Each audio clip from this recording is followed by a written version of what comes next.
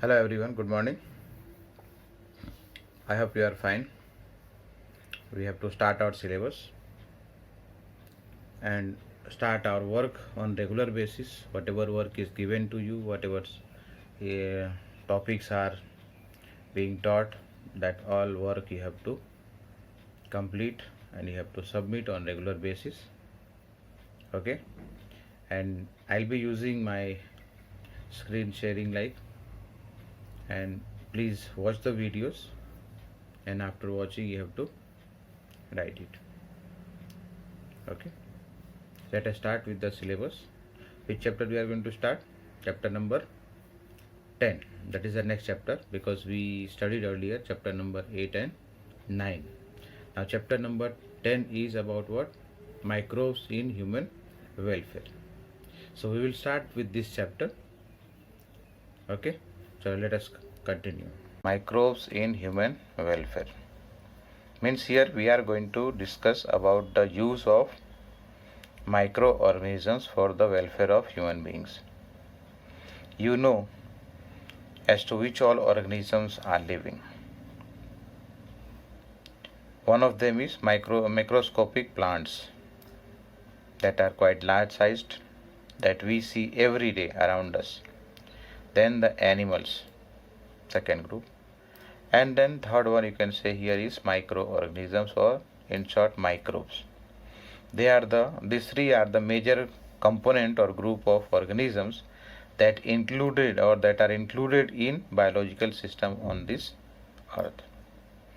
Now there are two questions here. You have to think about these questions. One is, do you remember which kingdom among living organisms contain microorganism? मतलब microorganisms कौन से kingdom में आते हैं? We have studied in class 11 about 5 kingdom classification that was given by R.S. Whitaker. In that, one of the kingdom contains only microorganisms, or more than one kingdom is there. You have to just think about this. Okay. Second question is what? Which are the ones that are only microscopic? Which are the ones that are only microscopic? Over here, 5 kingdom, if you remember, okay, in that you can just go through. Now here, microbes are present everywhere. Means microorganisms are present everywhere around us. In the soil, they are present in water, they are present in the air that is around us. They are even living inside our bodies. Okay, and even they are living in the body of other animals and even the plants. Now over here, what we talked, the kingdom, no? So which all organisms are included here in microorganisms, or which are microscopic, small in size. We are talking about the size here, microscopic. You know, understand what is micrometer or micron. So those who are not visible to us, those organisms which are not visible to us with our naked eye, we are talking about them. Which organisms are included? First one here is protozoa, bacteria, fungi, and then microscopic animals and plants also can be included here. Microscopic plants and animals are there. Viruses, you understand very well. Then viroids, and last में prions.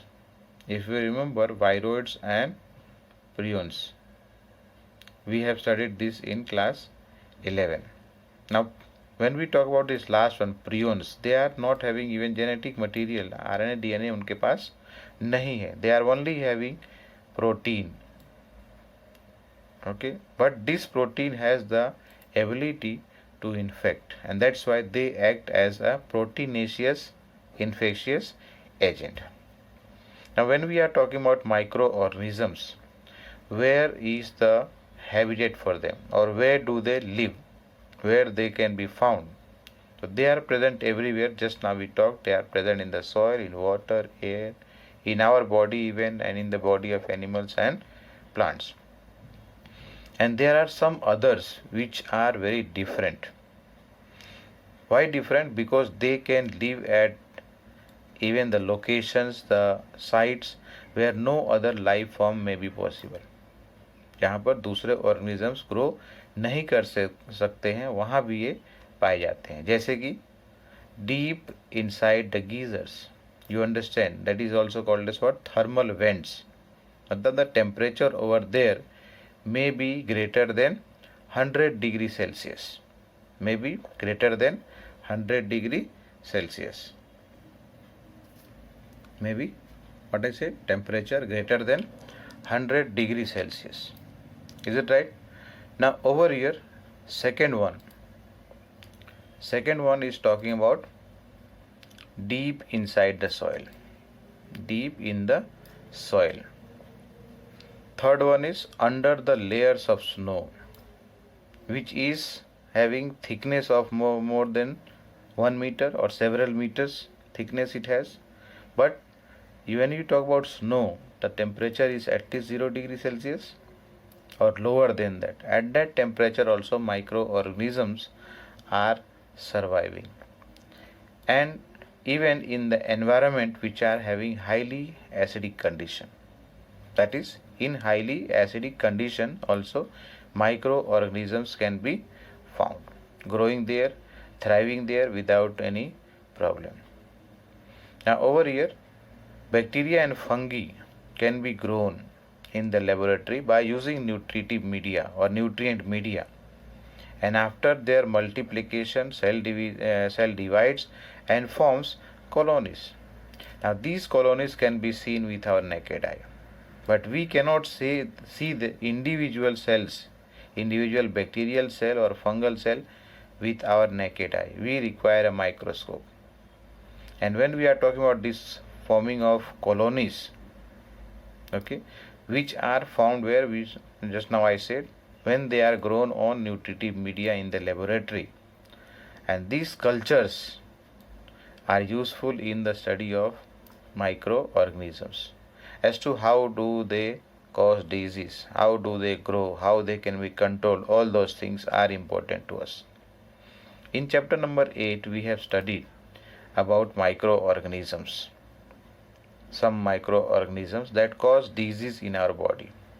That is mainly for human being we have discussed, but they are also a pathogen or disease causing organism for other animals and even the plants.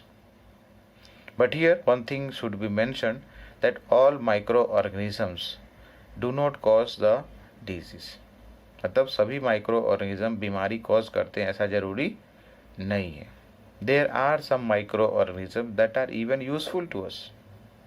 They are useful to us, and because of that only we are studying them in this chapter. That is how they are utilized for the welfare and betterment of human. That is why here this point just see, but all microbes are not harmful. Several microbes are useful to man in diverse ways, अलग अलग तरीके से. And in this chapter we are going to discuss some of the important contributions of microorganisms or microbes to human welfare. Some of the topics that we are going to discuss in this chapter are the microbes in household products, how they are useful to produce some of the products that are produced inside our house itself, and some of them you are using every day. Second one is industrial product. Microbes are utilized in obtaining industrial products, in sewage treatment plant, sewage treatment, in production of biogas, in control of agents that cause some kind of harm to our crops. That is, microbes as biocontrol agents. And the last one here we are going to study in this chapter is how they are utilized as biofertilizers. Means microorganisms are being used as a biofertilizer. So that means here total you can say 6 topics we are going to study in this chapter. Okay. Now let us start with the first one.